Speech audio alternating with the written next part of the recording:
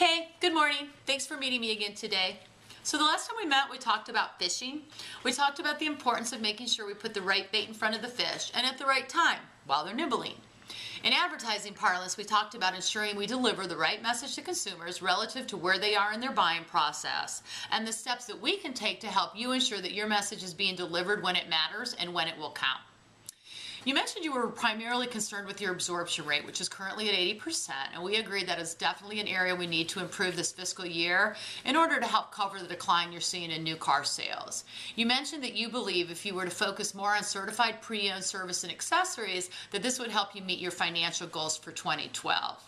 You also indicated that as a reseller of Michelin tires, you wanted to be more competitive in that market, and you indicated your goal is to win back some of the business you've lost to discounted national tires. Is that still an accurate assessment of where you're at insofar as 2012 is concerned? Okay, excellent. So with that in mind, I did some local searches for these services, and as we expected, I'm not finding your website when I do the searches. So as a consumer, right, if I'm searching for an oil change, I see Amco, I see Meineke, I see Jiffy Lube and Quick Lube, and there's some independents ranking here. Do you agree that by not appearing in the search results that that's probably had a direct impact on your fixed operations and has maybe contributed somewhat to the decline in that area of your business? Great. So then you would probably agree that if there were a way that I could ensure that your website does rank when consumers are searching for those, and say instead of Amoco, they found you as well, that you'd be able to take back some of that business that's been going to, say, the Quick Lubes? Great.